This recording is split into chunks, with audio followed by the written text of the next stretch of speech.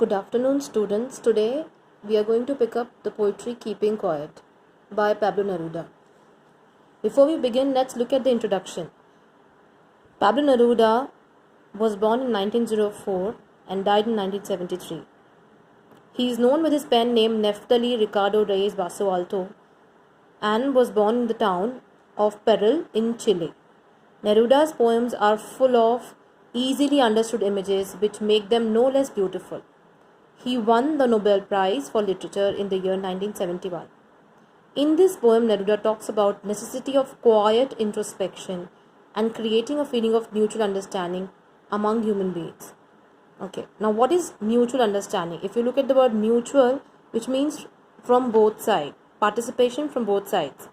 Then look at the word understanding. Understanding, we can somehow deduce it to be tolerance, consensus, consideration for each other. Here I've made a short map for you to understand what this mutual understanding would mean. Mutual means from both sides. It involves participation from both the parties. Understanding means consideration, drawing a consensus, reaching to a conclusion by both the parties on a particular issue. So you can say, if we say mutual understanding, it can be, in other words, be deduced, or it can refer to strike a concord or to build a consensus between the parties. Alright, let's move ahead. You have a before you read activity in the book that says, what does the title of the poem suggest to you? What do you think the poem is about? Look at the title. The title is Keeping Quiet. Okay. Now, don't forget that with every text you have some short drawing, or you can say some scribbling given to you with the title. Here in this book, in this poem as well, you have this drawing of people standing on the globe, joining hands together. Okay, they are standing in unity, they are standing in unison all together on the globe, right? Now this picture along with the title has a meaning. We'll come to that later on, but let's look at the title first. Keeping Quiet. Okay, here I've made a mind map for you for your better understanding. Look at the word quiet. So quiet would mean silence. It could mean that there is no speech, there is no noise, there is no utterance. Okay, often when we speak, we refer to our language, we use our language symbols, our language speeches, our language sounds. So there is no sound, there is no language used. Now also when he says keeping quiet, he is referring to the immense silence that he wants on the face of the earth. Yet he wants to have this silence with the mutual understanding that he wants from each individual towards the other. Okay, so now you look at the picture and the title together. So somehow you can say that he wants this quietude on the face of the earth, but he wants unity as well. So can you understand that? Now let's come to the last lines of the introduction. The introduction says, in this poem, Pablo Neruda talks about necessity of quiet introspection. How is that you can develop the tolerance? How is that you can develop the concord? Or how is that you can develop the consensus between different parties or people or human beings who are different and diverse? Through introspection, through thinking, through meditating, through going back to your actions and your deeds, and creating a feeling of mutual understanding, which means that you, through this quietude, you acquire a sense of awareness, you acquire a sense of love, respect and tolerance towards the other. Got it? Alright. Now let's come to the poetry. What is the poet has for you in the text? Let's have a look at that. He says, now we count to 12 and we'll all keep still. For once on the face of the earth, let's not speak in any language. Let's stop for 1 second and not move our arms so much. It would be an exotic moment without rush, without engines. We would all be together in a sudden strangeness. The fisherman in the cold sea would not harm whales, and the man gathering salt would look at his hurt hands. Again, let's just go back to the first 5 lines in the poetry. Poet says, now we'll count to 12. Okay, he says, I'm going to count till 12, and by that time, in those 12 seconds, you're all going to, stay still. You're going to be quiet. You're going to become motionless. You're going to halt your activities. You're going to stop. There's going to be a seizure of human activities at the count of 12, he says. Okay. For once on the face of the earth, he says, so it's not just about the people here. He says everybody on the face of the earth, on this globe, on this earth is going to go still, stationary. They will leave all their tasks, they will leave all their important works aside.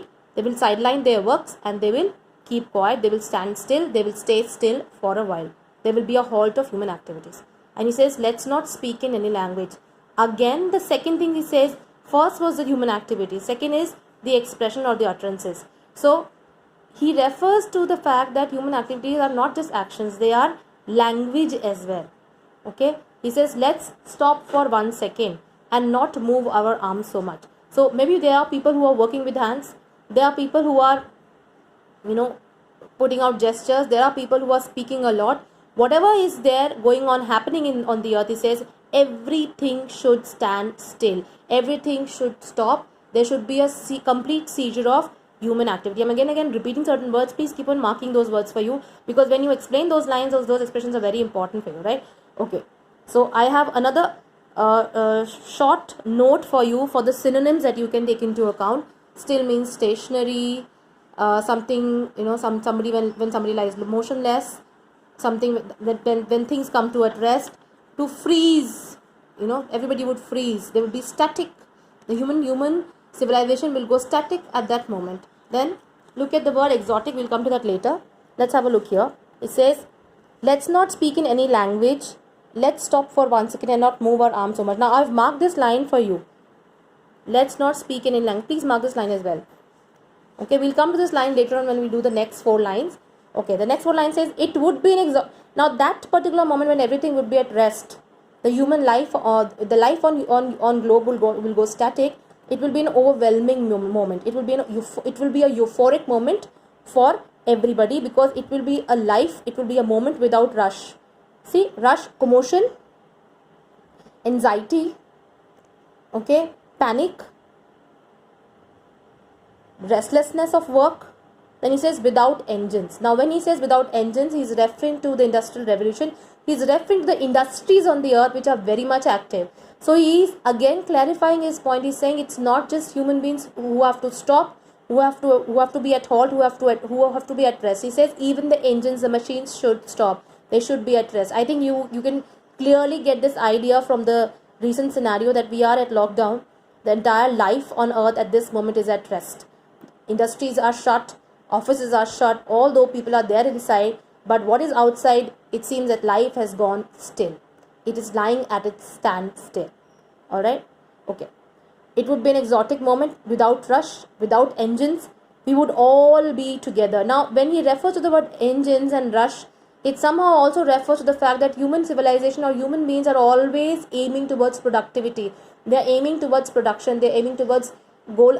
They are always reaching towards their goal. The orientation towards their aims and obligations is so much active. They're always obsessed with that. So he wants that obsession to go for a while. That's the idea. I hope it's clear now. He says we will all be together. Please mark the point. We will all be together. He strikes a togetherness. He strikes a unity among all the human beings around the globe with this silence. Can you see that? He says, since everything would come to a halt, everything would be at rest. Everything would cease for a few seconds. We would find that all of us are together. How is that? What does it mean? What does it mean? He means that human beings are bound. Human beings are bound to their actions. They are different because they perform different actions. They are different because they perform different activities. They belong to different vocations. They are different because they belong to different language backgrounds. That's why I said you'll come to that line later on. So look at the line. I've also marked for you over here in the video. If you can see the word unity, along with the word unity, there's an arrow and this says 4/6. So if you go back to line 4 and 6, you'll see, let's not speak in any language, he says. The poet mentions it earlier as well, that the speech is also another differentiation that you can make out for human civilization. You can make for humans, that human beings are divided because of their activities, are divided because of their goals, they are divided because of their visions, and they are divided because of their use of language, because of their language background. So when he says all these things would cease, he assumes, or you can say he has visioned a unity that would struck all around the globe and all will be together. And that's why he says it's going to be exotic woman, because unless this happens, it is difficult to strike that unity. You will never find human beings united, all one together, if this difference would not dissolve.